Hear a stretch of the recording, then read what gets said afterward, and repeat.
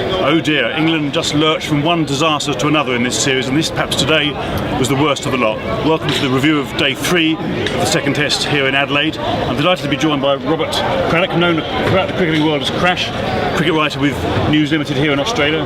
Well, Crash, you've seen a lot of cricket in your time. Have you ever seen a better spell than we saw today from Mitch Johnson? To be honest with you, I thought it was a watershed moment for the game. I really did. I mean, John, I think it happens about once every 20 years in cricket. There was Larwood, there was Frank Tyson, there was John Snow, and I think we've had Lillian Thompson and maybe McDonald and Gregory in the 20s. But there's 5 scattered over 100 years. And I really do believe it was... you felt any moment you were going to get barreled out of your chair, didn't you? It was ferocious, and it's very rare to see sheer terror in the eyes of modern cricketers, be they tail-enders or top-order batsmen, but we saw it today. Yeah, well, I hesitate to say that professional batsmen are scared, but I wouldn't disagree with that, because there was batsmen reluctant to get down to Johnson's end, and they looked genuinely concerned about their physical well-being, and this on a slow pitch really as well. That's the thing. I mean, I think Johnson took 7 for 40, and apart from him, the wickets were something like 13 to 680 in the game. And John, that has to give it 3 more gold stars. You know, we've all seen on Perth next week, there'll be heroes coming out of the woodwork for the fast bowlers, blokes who haven't shot in these tests. But this was a match going nowhere, and in a very sort of... so he did it through the air, he did it with reverse swing.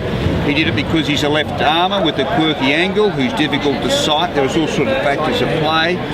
But you've covered the game a long time, and it's very, very, very rare that you see abject ferocity, and there's no other word for it. Michael Vaughan used the word petrified in its week. That's a big word. I mean, David Warner almost got disciplined for using similar words in Brisbane. But it is the truth. It is the truth. What is it about Mitch Johnson? I mean, he's been the butt of mockery from the Barmy Army. His radar often malfunctions, but he's always had raw pace. But how has he suddenly managed to bowl like this? Strangely enough, about 4 months ago when he signed for the Brisbane Heat, I'm a Brisbane boy. He was raised in Brisbane. He came to Brisbane, did a press conference, and his teammates felt as soon as he was showing them baby photos, they thought he's content with his life. He will bowl well this summer.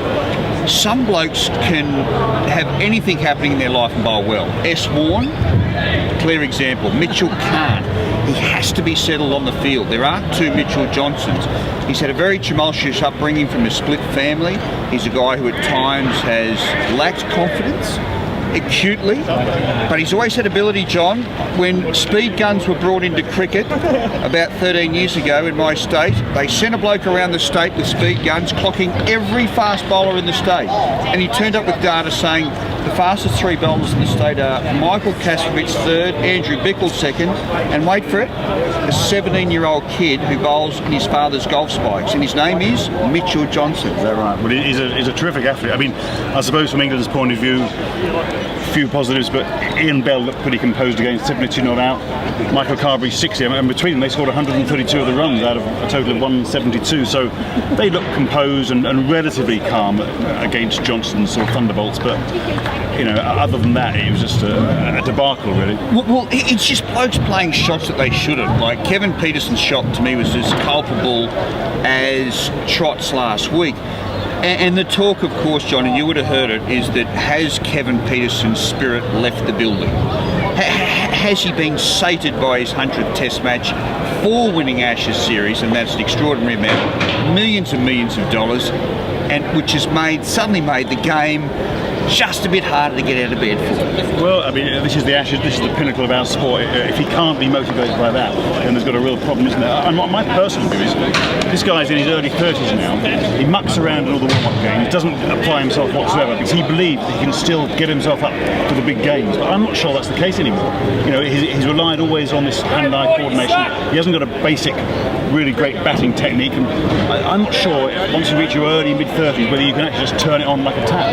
It's a terrific point, isn't it? And you know, you look at some of the, I mean, everyone said, well, compare him to Andrew Simons from Australia, and everyone said, oh, free spirit with his own technique. The only time he was ever any good was when he hit 2 million balls in training in the off-season, and it grew that natural instinct. I know what you mean. It does get harder. And look, he's a big man. How many big men have been great batsmen in history? You could probably name them on one hand, and I know people throw up Lloyd, yes, Richards, yes, Pollock, yes, but generally speaking, big men find it harder. They really do. They do. Well, it's difficult to see any hope for England in this match. 2 days still to go. I guess the Aussies will bat on in the morning, try and get David Warner to his century, and then declare best part of 600 runs ahead, and England have to bat for 5.5 sessions to save the game. Yeah, but you know what? I think this game's gone for England, but there is a degree of achievement there. If they can score runs, and if they can, say, score 400 in the second innings, they'll tire Australia's attack out. They'll give 2 or 3 batsmen some confidence.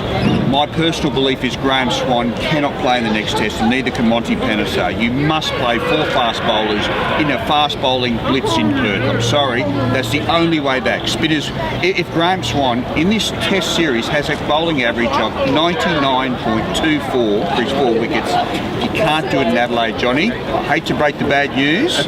You can't do it in Perth, mate. Well, that's thanks for joining us, Crash.